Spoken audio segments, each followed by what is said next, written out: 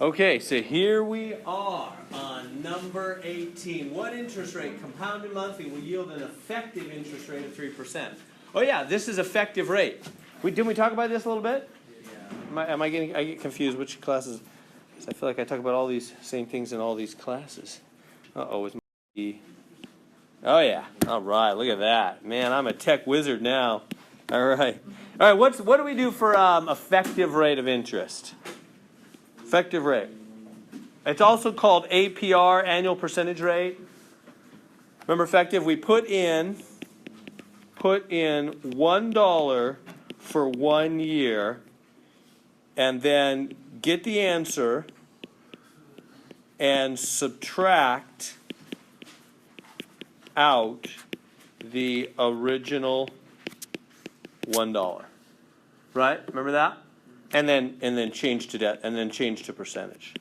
So those, whenever you want to put that in your 3x5 card, put in $1 for 1 year, get your answer, subtract out the original $1 because you just want the growth, right? You put in the $, so at the end take back out the $, and then you just got the growth, and then change that to a percentage, and that's the effect of the interest rate. That's the actual effect, the annual percentage rate, or annual percentage yield. They call it sometimes APY, APR, effective rate. It's all the same thing.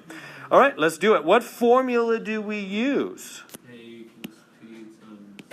Yeah, that one, right. A equals P, 1 plus R over N in T.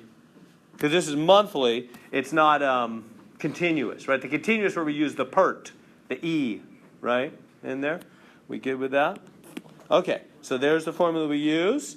So the A equals P. What's the P? Yeah, that's the $1. That's the principal you're putting in. Interest rate, well, that's the 3%, so 0.03.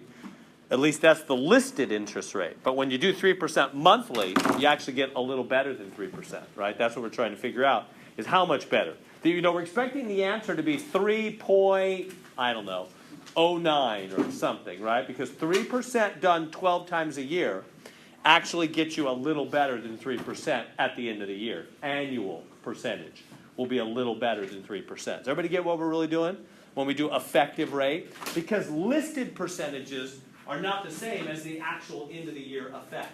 The actual end of the year is a little higher, right? Because if you do 3% and you break it into 12 small little pieces and you do it 12 times, in the end you actually get a little more than 3 because of the growth throughout the year, right? The compounding.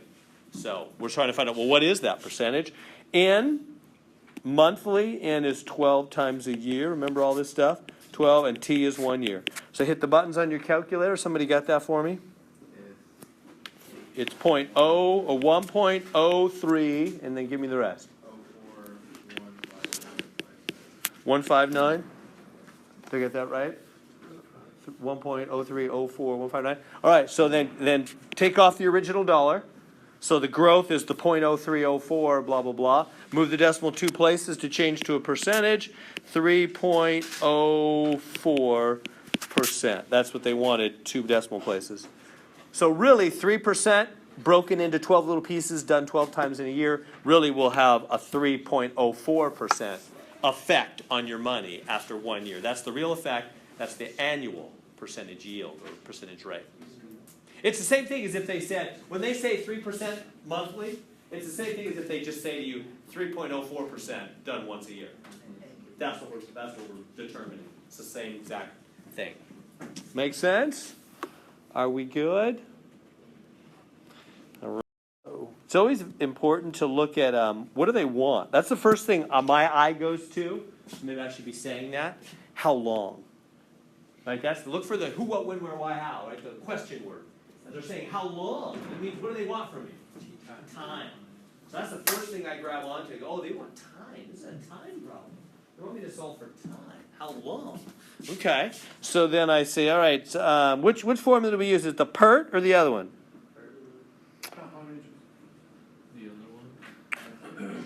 Oh, it's this, and then they're going to have a part B where we do continuous. That was like a part A, part B, huh? Yeah. So for part A, we're just doing the semi-annually. That's like N is 2, huh? Yeah, okay, so we just use the regular, and then part B, we'll use the Pert formula. Okay, r over n to the nt. Remember, we're going to be solving for t. Look where t is. T's in the power zone. What does that mean? Be thinking about what that means. All right, Tanisha has $100 to invest. So where's the 100 go? P, that's the P. Okay. R, interest rate, that's 8%. N, what's in? 2, we got it semi-annually, twice a year. Time, that's what we're looking for. And he wants it to become 150. Where's the 150 go? That's the A. That's the amount she wants it to become later. Oh, thanks. Yeah, I just left that in, huh? Make that a 2. And there we go. We got to solve that equation for t. What are we going to need to do? Yeah, well, first get rid of the 100. But you're right. We're going to do ln in a second, huh? First get rid of the 100. Remember, you always get the base alone. That whole parenthesis is the base, huh? Because the power is on that entire parenthesis, isn't it? So the entire parenthesis is the base. So you always get the base alone, then ln both sides, huh? Right, let me write that down. Number 1, base alone, which means parenthesis alone, right? Because it is the base, it has the power on it. And then ln both sides. Because t is in power. We've had this lesson several times when the letter's in the power zone. That's different than a number. Like if there was remember, I think it was Thursday, we had a number up there in the power zone, like a 20, and we just did the 1/20th power, huh? But if it's a letter up there, you got to do ln on both sides. Okay, so what is this? Isn't that 1.5? Yeah. Equals 1 point, isn't that 04? Yeah. To the 2t. So bring it up here. So 1.5 is 1.04 to the 2t. And what am I going to do? ln on the left, ln on the right. ln on both sides. So then, whoops, it's a funny looking L. So ln of 1.5. Power comes down. That's the greatest quality of the log. Power's dethroned, right? Brings them down. Now it's just divide. Just divide by the 2. And, whoops, I was going to do 1.04. That's bad. It's ln of 1.04. 2 and ln of 1.04. And that should be it. That'll be my time. Somebody got it? Do we do that? Do we round that? I don't know. What are they asking for? Round to 2 decimal, they're saying. Remember, you always just look at the blue line. That sounds reasonable. 5.17. Then part B would be the same thing. Just do the Pert formula. Same thing again, ln both sides, you know. We good with that? Questions on that one? Kelton? That would be in years. Yeah, T is always in years. T is always years. You are right. So basically it takes Tanisha a little over 5 years to get her money to go from $100 to $150 at that interest rate. That's what we're figuring out. So remember, I think I mentioned this a month ago because as I said at that time, like, what are logs? What are logarithms really for? Well, here we go. And I said, we later see financial problems where logs are needed. Well, here we are today, right? This is real life financial problem. Bankers, investment people answer this question all the time. How long for this investment to become this amount? Well, the only way to solve it, because t is in the power zone, it's an exponential equation, the only thing that will bring that down is natural log on both sides. That's why logs were made up. It's one of the reasons. Right? Remember, math was just made up. They just make this stuff up in order to describe things that are real and help us with problems that are real in life. So this is what logs are. They were made up as the inverses of exponentials. To bring powers down, they made up logs. That's what they are. So it brings the power down, allows you to solve real-life financial questions. There, isn't it? Oh, you just switched the games. Oh yeah, you like to do it that way with the negative. Is that what the Math Excel showed? It's kind of a nice little trick. Anyway, yeah, you're right. It's just, so it's the same old formula, A equals P, 1 plus R over N to the NT. And it says Jim places $10,000 in the bank. So he puts $10,000 in the bank. That pays 10.9% compounding. Oh, it's PERT. It's PERT, isn't it? It's continuous compounding. I didn't notice. So it's the PERT formula. Because it's continuous, right? So then, okay, he puts $10,000 in the bank. That's my principal. The R is 10.9, so R is 0.109, right? 0.109. Compounded continuously. After 2 years, so time is 2, will he have enough to buy the car that costs $12,430? I don't know. Let's see what he's got. Just hit the buttons and let me know if it's $12,430 or more. Somebody got an answer?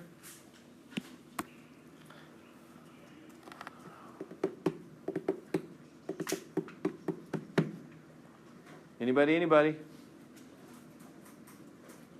Come on. Can't see the last number on it. Can't see the last number. Sorry. Yeah, just what do you got? Just tell me the amount. 12,435. Oh, we made it. Yeah, it said 1230 or more. So yes, that's enough. 12,435. Good. So the first question is yes. After 2 years, he will have 12,435. Oh, round to the nearest cent. How many cents does he have? 87 cents. He wants every penny. All right, 87 cents. Okay, and then part B is going to say, hey, if another bank will pay 11% compounded quarterly, is that better? Is 11% compounded quarterly better or not? Well, you could just do that one. There's a couple things you could do the effective rate thing, see if it's a more higher effective rate, or you could just say, look, I'm just going to do the same thing again. But I could use the other formula, right? Because now it's not continuous, and just plug in and just see if it comes out higher than 12,435 or lower. You know, I think it'll be lower. But anyway, make sense? We're good with that, right? My daughter just got her acceptance letter to Cal Poly, and I think I'm excited, but there goes all my, and they already want money. They already sent a letter with money. Yes, college. All right. So 32,680. So the survey estimates that the current average cost of college to be 32,688 per year. Okay. So if the average cost increases 9.1% per year, what will be the average cost 11 years from now? I don't know what the best way to make that easy. Let's see. All right, we could just do, yeah, okay. Yeah, I'm going to do the same old formula. 1 plus R over N to the NT. And why that one? Not the PERT one. It doesn't say continuous compounding, does it? It doesn't say continuous compounding. So, okay, now, if this is the current average cost per year, 32,688.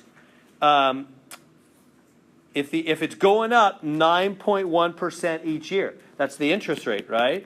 0.091 per year. So N is 1. How much will it be 11 years from now? Yeah, there we go. Is that too quick to see all that? So I just did the same old formula. The principle is like the current amount, right? The current amount that college costs, and then it's going to go up by the interest rate, 9.1 or 0.091 per year, but that's per year, so that's once a year. So N is 1, 11 years. And just hit the buttons, and you'll find the crazy, college costs rise faster than inflation. It's always in the news, and it is. It's crazy. Okay, so anyway, then figure that out and you get your number. And then part B says, if a savings plan offers a rate of 4.9% compounded continuously, how much should be put in the plan now to pay for 1 year of college 11 years from now? Yeah, lots of money. We got to go on. Get to the next section. So I want at least a day and a half on that next section. So anyway, whenever they say, but these questions at the end are about inflation. Basically, whenever they give you an inflation rate, that's a once per year compounding. Does that make sense? They're saying per year, aren't they? When they say inflation rate, they mean per year. It goes up 3.5% per year. So N is always 1, is my point. So then just use the same old formulas. P, 1 plus R over N to the NT. And so how much? $1,000. Oh, wait a minute. How much will 1,000 purchase in 4 years?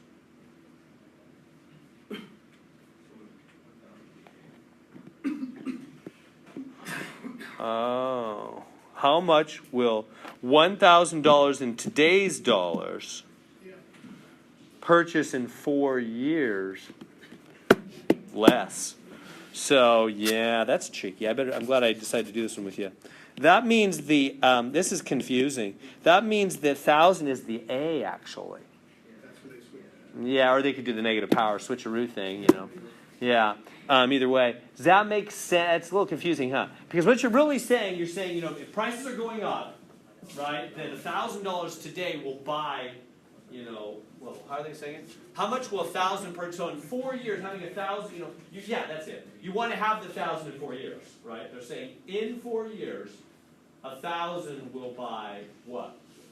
How much will 1,000 buy? So if you have 1,000 in 4 years, that'll buy how much of today's goods? Principal, right? Today, right? Principal is always now, amount is later, right? So they're saying 1,000 in 4 years, 1,000 later, will buy how much goods in today's dollars. That's how they talk about purchasing power and going down and stuff like that. So N is 1, T is 4. Yeah, let's, so then you just divide by this big old 1 plus 0.035 to the fourth. That's just 1.035 to the fourth. Boom, boom. Yeah, somebody have a calculator? What is this right here? So 1,000 divided by 1.035 to the fourth? Somebody got it? Or we could do the Robert tricky method, do 1.035 to the negative 4. Same thing. I guess that's what Math Excel shows. Isn't the $1,000 the principal? I don't. Well, your way, yeah. That other way, yeah. So somebody got a number?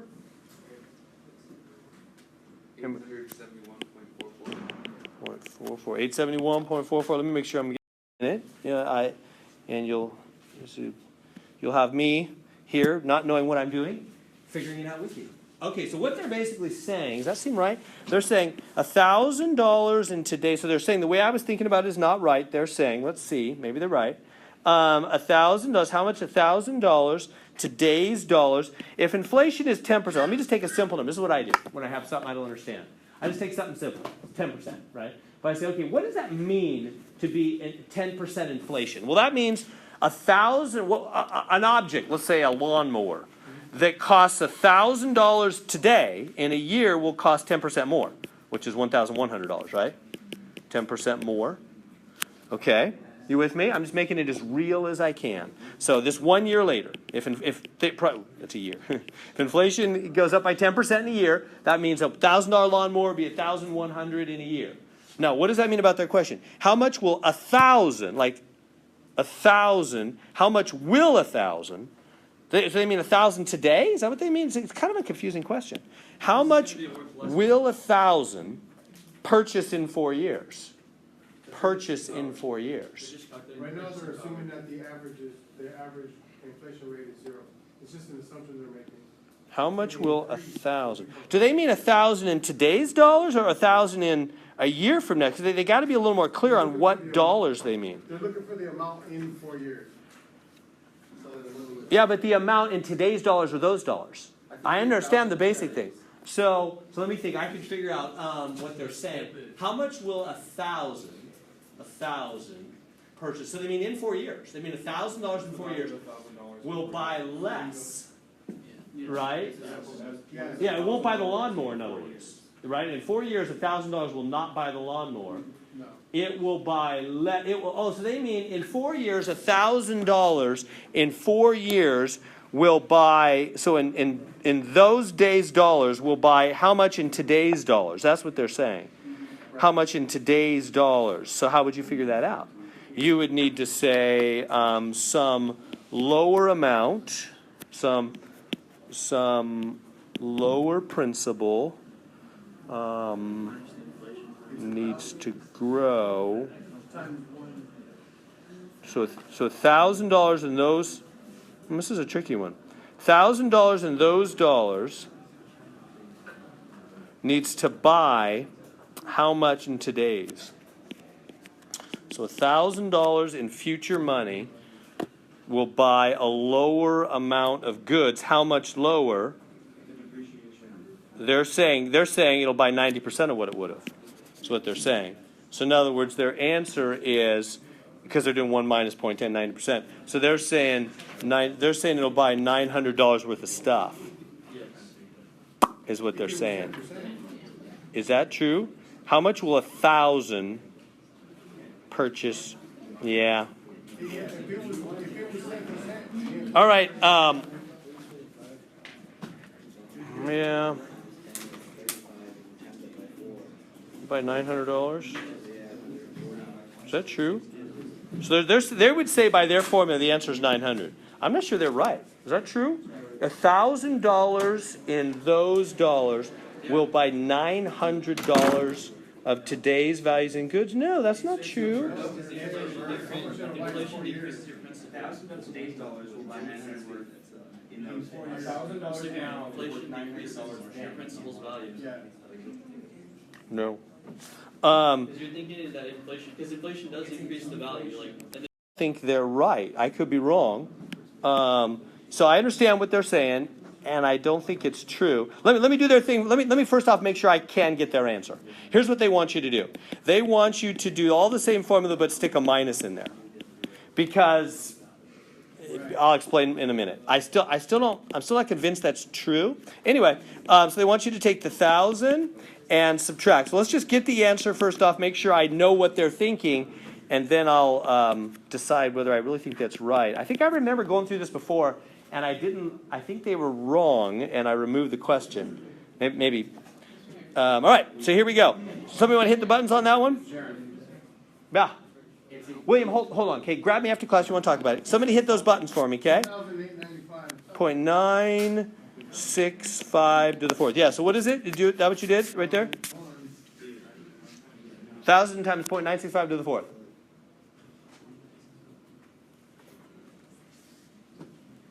Anybody? 867.18. Okay, 867.18. Because let's go back to the lawnmower case. Let me look here. So that I know what they're saying and everything, but again, I'm not happy unless I see it's true. And sometimes these books make small mistakes.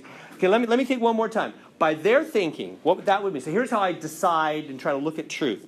By their thinking, they're saying $1,000 in today's or in a future dollars. That's what that means. How much will 1,000? Will 1,000? That's future. That's what that sentence means. If they mean something else, they're just using bad English. Because will 1,000, that means 1,000 in the future.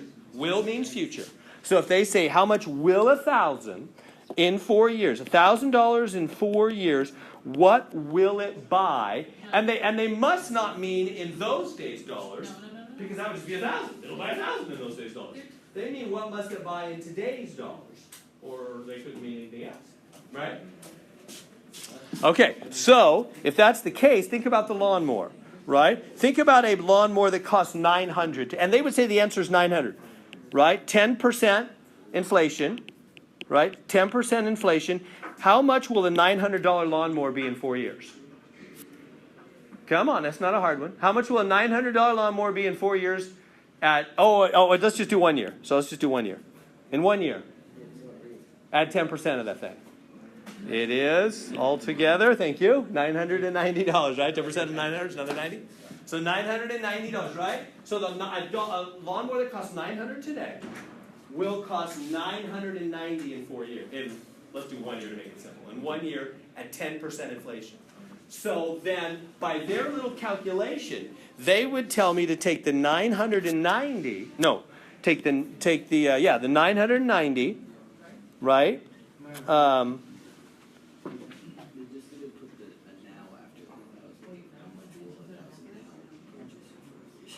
You think the 1,000 is present? No, I'm saying they needed to put the now. It is present. Yes, present. How much will 1,000 now? 1,000 now? It's just bad wording. It's bad grammar. It's how much will 1,000 now? Yeah. All right. I think I'd have to. I think I'm gonna for people usually. So let's go there. All right. The size of a certain insect population at time t in days obeys the function. Boom. Determine the number of insects at t equals 0 days. Okay. So they're giving me a little formula. P of t 500 e to the 0.06 t. Like that. Yeah, so part A says determine the number of insects at t equals 0 days. Answer is?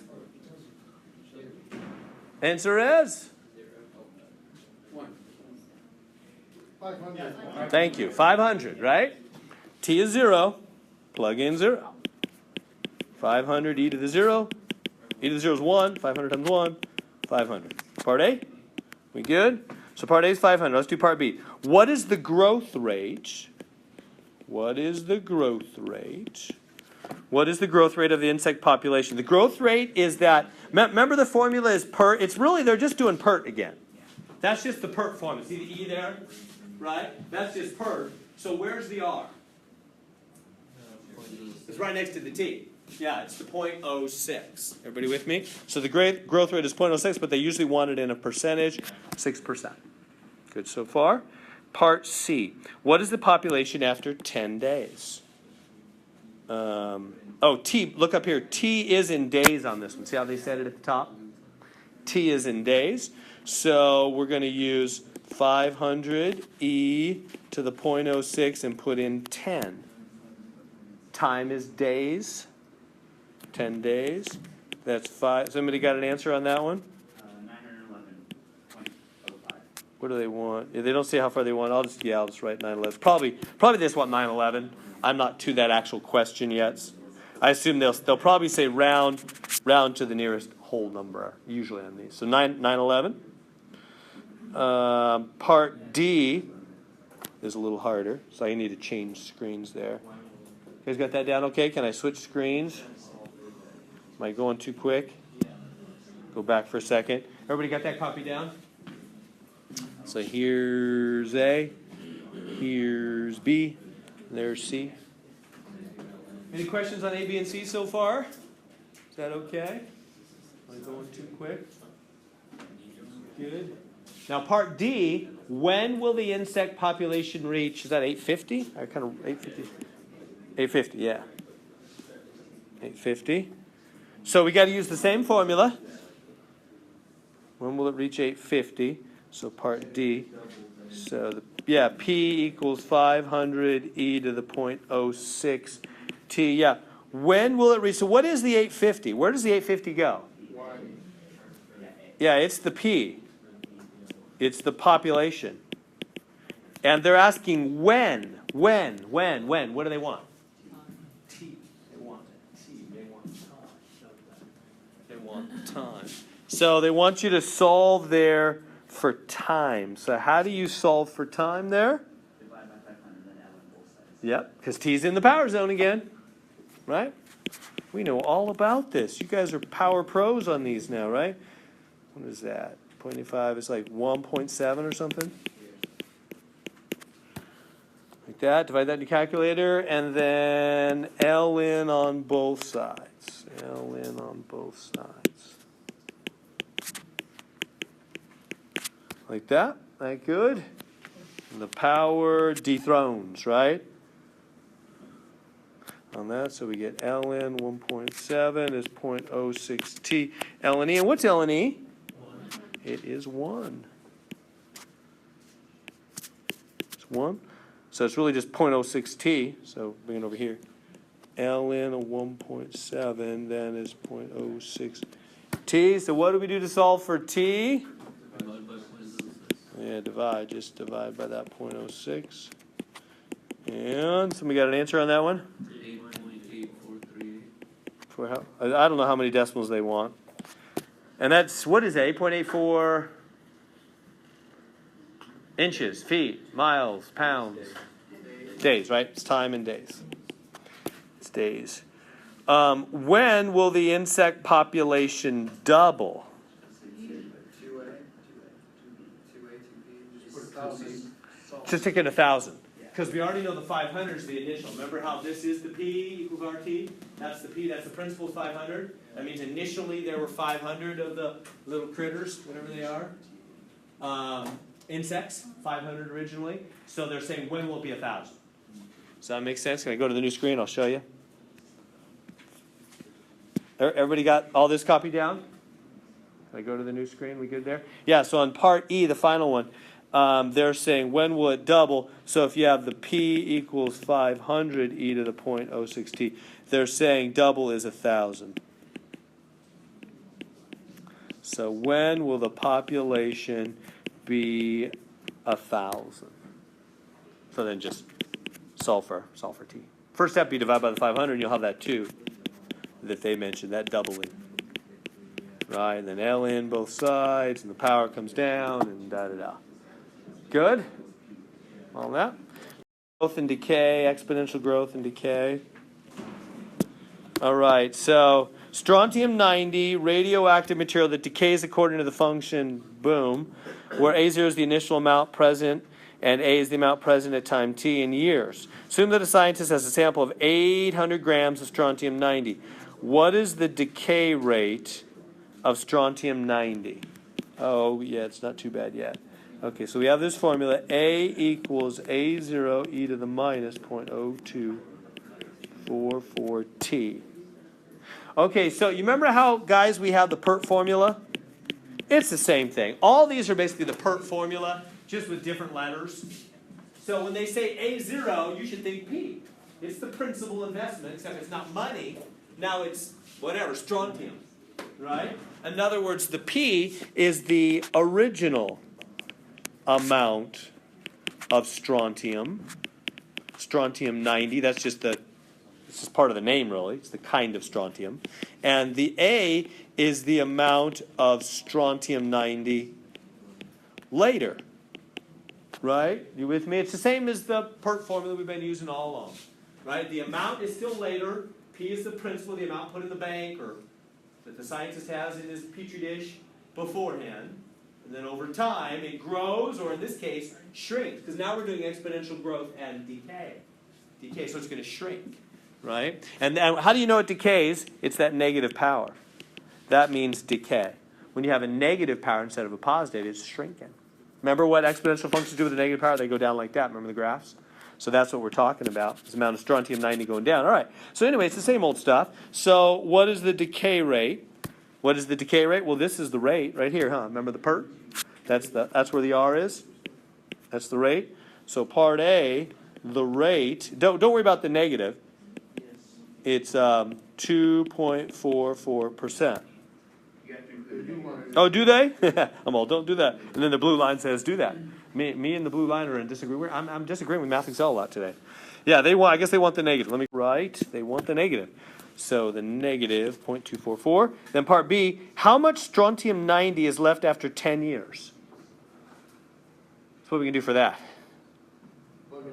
Just plug in 10. How about part C? When will only 200 be left? 200 is A. Yeah, 200 is A. Yeah, can I skip over this page? You guys got this page down? Go to the next page. That okay? Everybody got that down? Anybody else need that? Got that page down? Okay. So yeah. So part B, 10 years later, that just means take the formula. I better show something. 0.0244 T. What's the A0? Yeah, right here. The scientist has 800 initially. Yeah, that's the A0. Everybody see that? Yeah. All right, and then they say 10 years. That means plug in T is 10 right there. Is that good? So there's part B. And then part C, when will they have only 200? Well, same formula. And 200 is the A.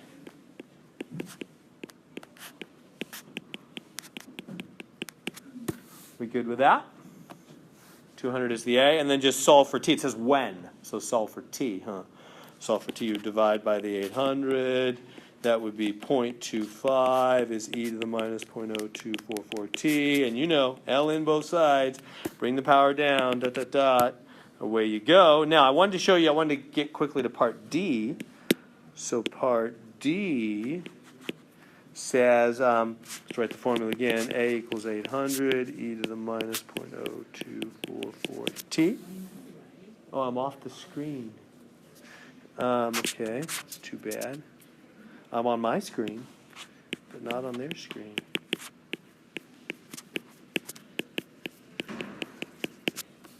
There we go. Okay, so part D here says, what is the half-life What is the half-life? Now, what's half-life? Have you heard of that before? Yeah. Done a little chemistry? What's half-life? Just multiply the initial amount by half. But I mean, what is it? I want to be real. I really encourage you. Math, science, be real.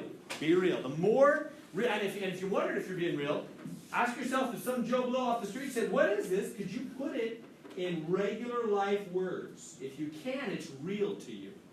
If you can't, you're not dialing in with reality. The more you dial with reality, things will be easier. It really will. That'll make sense. So try to be real. What's half-life? I don't mean some fancy math talk. What is it? Half of its life expectancy. Half of its life expectancy. The time it takes for it to lose half of its initial weight. How long till half's gone? Yeah, well said, right?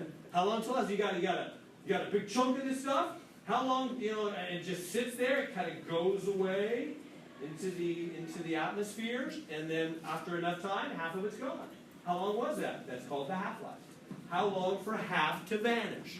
So when they ask me, what is the half-life, they're asking for a time, right? It's a time. First, everybody clear on that? It's how long. Half-life, so let me mention it. Half-life means time until half is left, or half gone. Either way you want to say that, same thing. The glass is half full or half empty.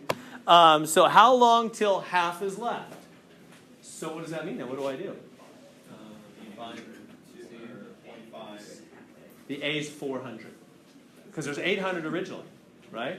The A is 400. Right? A, 400.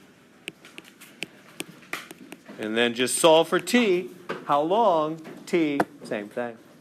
All right, we did good. We got through, only 2 of them? Okay. Only 2 of them. We did okay, because I got stuck on that one. So skip those last 3 questions in, what was it? 5.7. Yeah, skip the last 3 in 5.7. Don't worry. Even though Math Excel says your grade's lower, I will not hold that against you.